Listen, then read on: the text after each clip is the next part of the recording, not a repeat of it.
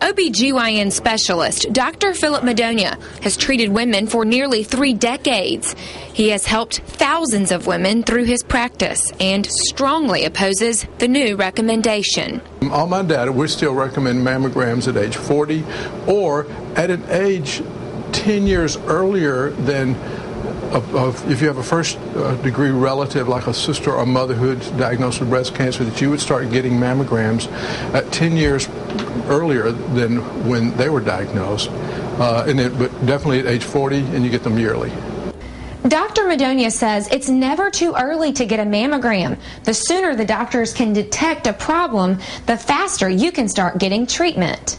The study also says medical examinations are only needed every 2 years, as opposed to one every year. And they used a computer model that tried to weigh the cost of extra biopsies, the worry of getting an abnormal result that was a false positive versus saving somebody's life from early detection.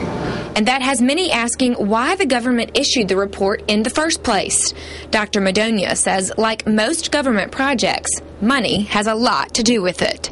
It's an act of Congress which authorized HHS to use recommendations from the Preventive Services Task Force for determining coverage. So I think it's a matter of what is effective versus what is cost effective. Congressman Joe Bonner is skeptical of the advice, too.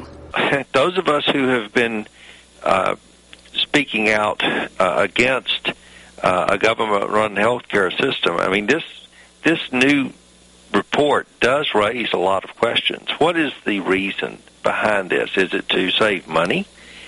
Is it because the mammogram itself is harmful to a young woman if she is not at risk? I mean, at the end of the day, there are a lot of concerns out there about government-run health care. And so, again, just because the government comes out and makes, or a government task force comes out and makes a set of recommendations, doesn't necessarily mean that it's what we believe is good health care and good policies.